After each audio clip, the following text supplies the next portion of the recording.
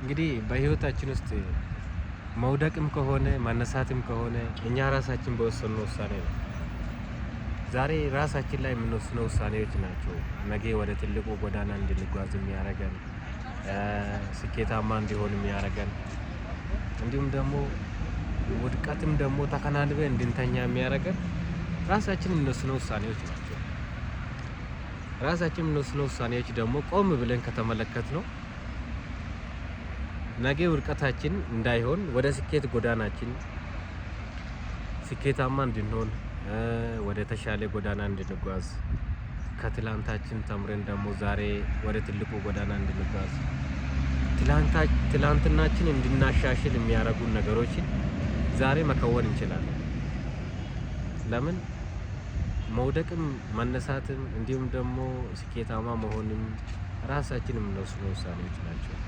እነኚህ ውሳኔ ደግሞ በህይወታችን ውስጥ ካስተካከል ነው ምን ያክል በህይወታችን ውስጥ የሆነ ነገር ማሻሻል እንችላለን። እኔ ስኬት ብዬ ራሱ የምገልጸው ስኬት ከትላንትናችን ዛሬ ምን ያክል ተሻሽለናል ነው። ምኑን አሻሻል ነው ከትላንትና ትላንት የሆነ ነገር ላይ ቦታ ከሆን የትላንትና የሆነ የነበርንበት ቦታውን እናውቃለን።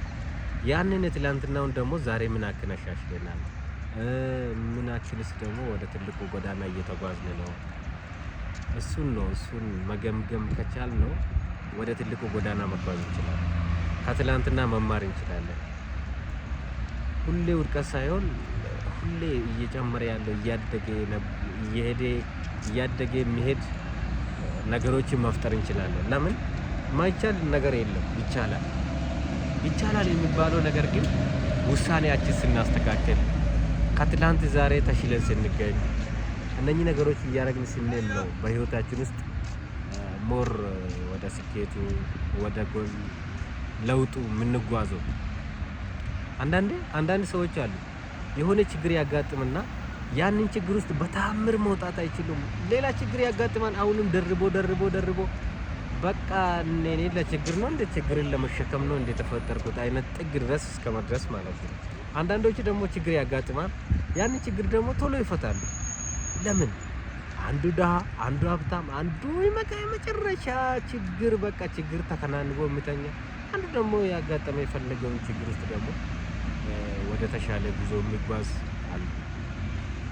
እነኚህ ሂደቶች ደግሞ ማንኛውም እነኚህ ነገሮች እያሻሻልን ብንሄድ ምን ያክል ራሳችን ላይ ለውጥ መፍጠር እንችላለን፣ ምን ያክል ራሳችን ላይ ትልልቅ ተጽዕኖ መፍጠር እንችላለን፣ ከትላንትናችን ዛሬ ምን ያክል ደግሞ ተሻሽለን መጓዝ እንችላለን የሚለው ያንን መገምገም ብንችል ህይወታችን የሆነ ነገር ማሻሻል እንችላለን፣ የሆነ ነገር መለወጥ እንችላለን በእርግጠኝነት ማለት ነው። ለምን ዛሬ የነበረ ነገር ዛሬ ያለነው ችግር ዛሬ ያለንበት መከራ ነገም ከኛ ጋር ይቀጥላል ማለት አይደለም። ችግር ሲጀመር ራሱን ችሎ አይመጣም፣ አቅም የለውም። ችግር ይመጣል፣ አንተ ችለ ከተሸከምከው ግን በቃ እንዳይሄድብህ ሹሩሩ ካልክበት አይሄድም፣ ቁጭ ይላል። ግን ብቻውን መቆም አይችልም። ችግር አንተ ላይ ነው ተደግፎ ያለው። አንተ ያንን ችግሩን አትፈልጎም፣ ወደ መፍትሄ ቀይረው። ምን የሆነ መፍትሄ ፈልግበት። የነበረበት ችግር ላይ የሆነ መፍትሄ ስታመጣ ያን መፍትሄውን ደግሞ ወደ ተሻለ እድገት መጓዝ ትችላለህ። ወዳጄ ይቻላል ካልን ልክ ነን፣ አንችልም ካልንም ደግሞ ልክ ነን።